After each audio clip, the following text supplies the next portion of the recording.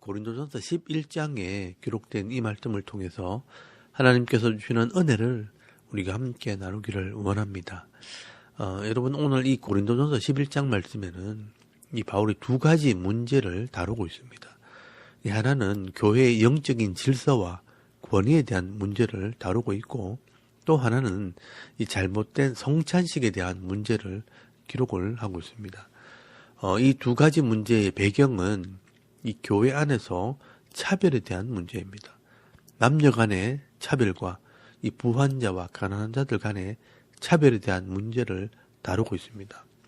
먼저 1절에서 16절까지 말씀에는 이 교회의 질서와 권위에 대한 문제가 기록이 되어 있는데요. 이 문제는 주로 이 남녀 간의 권위에 대한 문제를 기록한 것입니다. 여러분, 2절 말씀에 보시면 너희가 모든 일에 나를 기억하고 또 내가 너희에게 전하여 준 대로 그 전통을 너희가 지킴으로 너희를 칭찬하노라 라고 말씀을 합니다. 이 바울은 고린도 교회에게 전하여 준 어떤 전통이 지켜지고 있음을 칭찬을 하고 있습니다. 이 바울이 전한 이 전통은 구원에 대한 진리는 아니지만 이 3절 말씀에 나오는 교회의 질서와 권위에 대한 전통을 말하는 것입니다. 3절 말씀에 보시면 그러나 나는 너희가 알기를 원하노니 각 남자의 머리는 그리스도요 여자의 머리는 남자요 그리스도의 머리는 하나님이시라 라고 말씀을 합니다. 이것은 창조의 원리에서 나온 질서와 권위를 말하는 것입니다.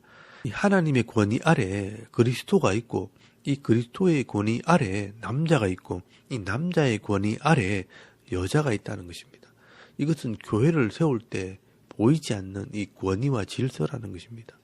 그래서 이 바울은 이 당시 헬라 지역에서 권위 아래 있다는 표로 이 머리에 수건을 쓰는 관례가 있는데 이런 헬라의 문화에 영적인 의미를 더해서 가르쳤던 것 같습니다. 그래서 이 교회 안에도 남자나 여자는 이런 권위 아래 있다는 것을 표시하기 위해 남자들은 머리 위에 아무것도 두지 않고요.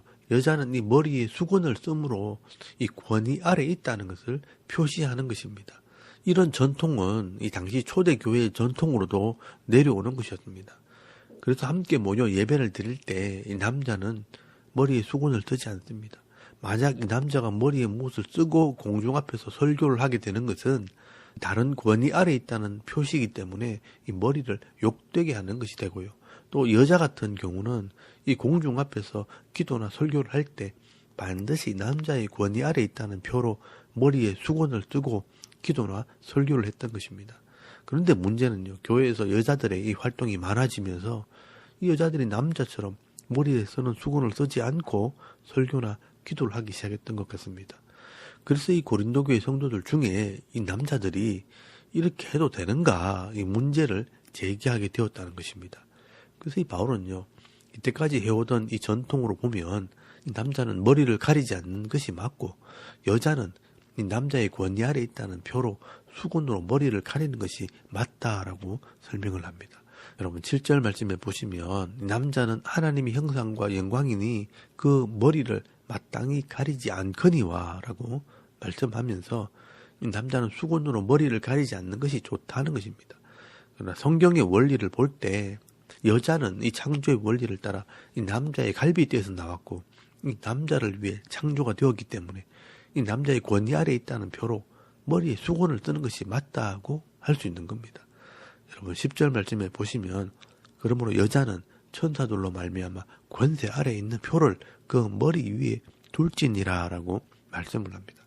하나님 앞에서 천사들이 날개로 얼굴을 가리듯이 여자들도 수건으로 머리를 가려야 한다는 것입니다. 이게 일반적인 당시의 교회의 전통이고 헬라 지역의 전통과도 어울린다는 것입니다. 그런데 바울은 여기서 우리가 이 기독교인으로 개종을 했다면 조금 더 이 전통에 대해서 생각을 해봐야 되지 않는가.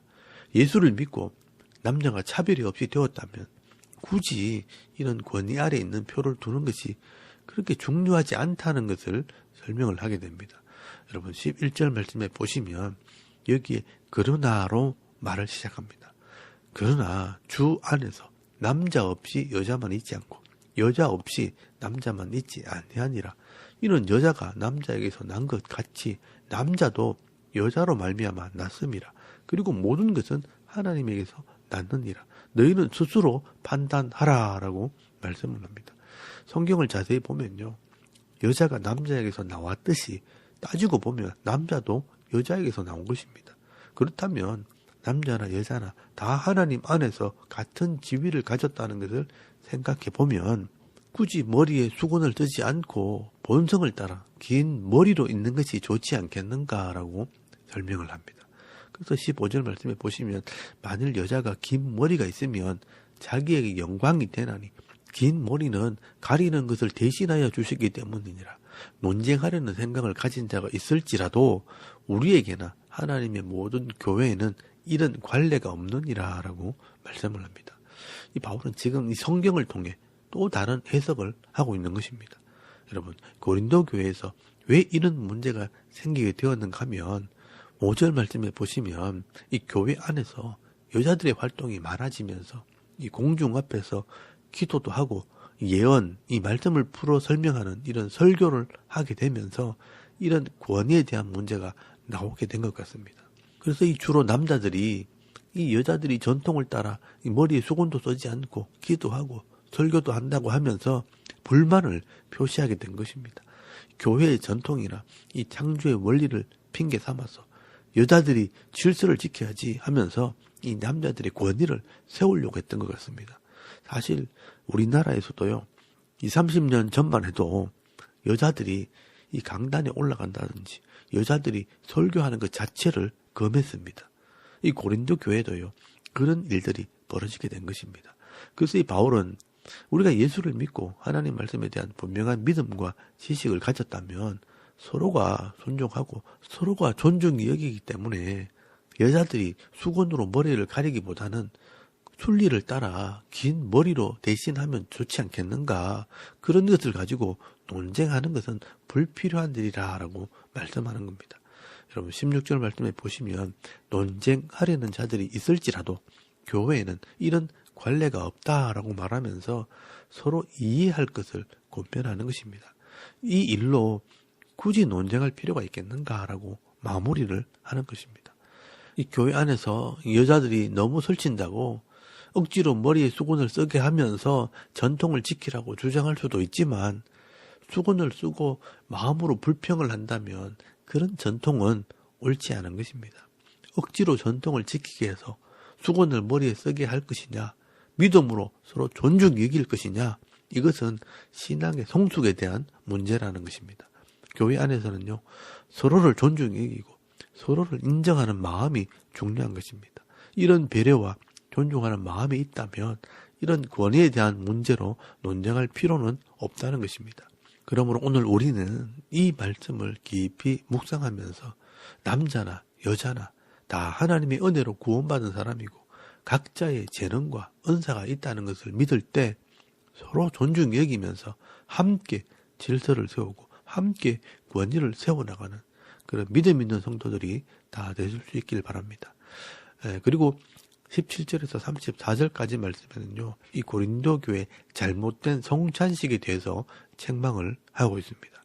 여러분 17절 말씀에 보시면 내가 명하는 이 일에 너희를 칭찬하지 아니하나니 이는 너희의 모임이 유익이 못되고 도리어 해로움이라 라고 말씀을 합니다. 이 당시 초대 교회는요, 모일 때마다 매일마다 성찬을 했었습니다. 그런데 그 성찬식을 하면서 차별을 하는 일이 일어나게 된 것입니다. 그래서 너희 모임이 해롭게 되었다라고 말씀을 합니다. 교회가 하나 되어서 저녁마다 떡을 떼고 잔을 나누면서 예수 이름으로 하나 되는 성찬식을 행하는데 그 성찬식 안에서 다툼과 분쟁이 일어나게 된 것입니다. 여러분, 이 성찬식이라는 것은요, 예수의 피로 구속받은 성도들이 예수님의 말씀과 피로 하나 되었다 하는 것을 표시하는 예식입니다. 그런데 이 고린도 교회 모임은 성찬식을 하면서 서로 분쟁을 하고 나눠져서 성찬식을 하니까 이 성찬식의 의미가 없어진 것입니다. 그래서 이 바울이요, 이 성찬식의 의미를 다시 설명을 하게 되는 것입니다. 그리고 이 성찬식의 의미도 모르고 그냥 떡을 먹고 포도주를 먹는 것은 죄를 먹고 마시는 것과 다름이 없다라고 책망을 하게 됩니다. 여러분 21절 말씀에 보시면 이는 먹을 때에 각각 자기의 만찬을 먼저 갖다 먹음으로 어떤 사람은 시장하고 어떤 사람은 취함이라. 너희가 먹고 마실 집이 없느냐? 너희가 하나님의 교회를 업신여기고 빈궁한 자들을 부끄럽게 하느냐? 내가 너희에게 무슨 말을 하랴? 너희를 칭찬하랴? 이것을 칭찬하지 않노라라고 말씀을 합니다. 여러분 이 고린도 교회는요. 항구 도시이기 때문에 노동자들이 많이 있습니다. 그리고 이 배를 가지고 사업을 하는 부자들도 많이 있습니다. 이런 사람들이 함께 교회에 있다 보니 부유하고 잘 사는 사람들은요. 일찍 와서 떡과 포도주를 실컷 먹고 먼저 취하게 되고 또 일을 하고 늦게 온 이 가난한 노동자들은 교회에 모임이 왔을 때 먹을 것이 없어서 줄이게 되고 소외되고 무시를 당하게 된 것입니다. 이것은 교회의 모습이 아니라는 것입니다. 결국 이 부자나 가난한 자에 대한 차별에 대한 문제입니다. 그래서 이 바울은요 23절 말씀부터 예수님께서 명령하신 이 성찬식의 의미를 다시 설명을 하는 겁니다. 예수님께서 잡히시던 밤에 떡과 잔을 제자들에게 나누어 주시면서 이것을 행하여 나를 기념하라 라고 말씀하셨다는 것입니다. 떡은 이 말씀을 의미하는 것이고요. 이 잔은 죄사함을 위한 피를 의미하는 것입니다. 너희가 말씀으로 믿음을 가지게 되었고 이 예수의 피로 죄사함을 받았다는 것입니다. 그래서 이 말씀대로 순종하겠다고 언약하는 언약식이 바로 성찬 예식입니다. 말씀대로 살기로 언약을 하고 죄사함을 받은 사람으로서 더 거룩하게 살기로 언약을 하는 것이 성찬식인데 서로 언약을 해놓고 싸우고 분쟁을 한다면 이 성찬식은 아무런 의미가 없는 것입니다. 그래서 27절 말씀에 보시면 그러므로 누구든지 주의 떡이나 잔을 합당하지 않게 먹고 마시는 자는 이 주의 몸과 피에 대하여 죄를 짓는 것이니라 라고 말씀을 합니다. 그래서 이 성찬식을 할 때는 28절 말씀에 자기를 살핀 후에 철저하게 조사하고 회개한 후에 참여해야 한다라고 말씀하는 것입니다. 그런데 이 하나님 말씀으로 하나 되자고 성찬식을 해놓고 서로 나누고 분쟁을 하고 다투고 서로 차별을 한다면 자기의 죄를 먹고 마시는 것이 되는 것입니다. 그래서 30절 말씀에 약해지고 병들고 잠잔다, 죽게 된다라고 말씀을 하는 것입니다. 말씀대로 순종하지 않게 되면요, 재앙이 임하고 회개하지 않으면 심판을 받게 되니까 죽게 되는 일도 일어나게 된다는 것입니다. 그래서 우리가 이 성찬식을 참여할 때는 이 교회 공동체 전체가 하나 되기 위해서 참여하게 된다는 것을 기억을 해야 됩니다. 그래서 33절 말씀에는요, 다 모일 때까지 서로 기다리라 라고 말씀을 하고요. 이 부한 자나 가난한 자나 함께 참여하게 하라라고 말씀을 합니다. 그래서 34절 말씀에 보시면 시장하면 먼저 먹고 오고 준비해서 참석해라라고 말씀을 합니다. 지금도 우리가 이 교회마다 이 성찬식을 행할 때는 이 성찬의 의미를 깊이 묵상하면서 참여해야 됩니다. 내가 교회 안에서 말씀대로 순종하지 못하고 하나 되게 하지 못했던 이 부분이 있다면 회개하고 다시 언약하게 될 때 하나님께서 이 성도들이 하나 되게 하는 은혜를 주실 것이고 또 이 세상에서 누리지 못하는 사랑과 기쁨과 은혜를 이 교회 공동체를 통해 누리게 하실 것입니다. 이렇게 성찬식을 할 때마다 이런 성찬의 의미를 잘 깨달으시고 함께 참여하게 될 때 각자가 이 하나님 앞에 새로워지는 은혜를 누리시고 또 온 성도가 온전히 하나 되는 그런 복을 받아 누리는 은혜가 있기를 바랍니다. 여러분, 오늘 이 고린도서 11장 말씀에는요, 두 가지 문제를 다루게 됩니다. 교회 안에서는 여성에 대한 차별이 있을 수 있고 또 가난한 자들도 소외될 수 있다는 것입니다. 이런 문제를 하나하나 해결하고 서로 하나 되어서 이 교회를 섬기게 될 때 이 교회는 세상에서 누리지 못하는 그런 복을 받아 누리게 되어지는 것입니다. 오늘도 이 말씀들을 묵상하는 중에 남녀가 서로를 존중해 여기고 또 가난한 자와 이 부한 자가 하나 되어 서로를 섬길 때 이 세상에서 누리지 못했던 은혜와 기쁨을 받아 누리며 이 남은 생에 이 하나님이 기뻐하시는 신앙생활을 할 수 있는 저와 여러분의 이런 영적인 삶의 모습이 되실 수 있기를 주의 이름으로 축원합니다. 아멘. 우리 잠깐 기도드리겠습니다. 오늘도 이 교회의 질서를 지키며 성찬을 통해 하나 되는 은혜를 누리는 교회와 성도가 되게 하옵소서.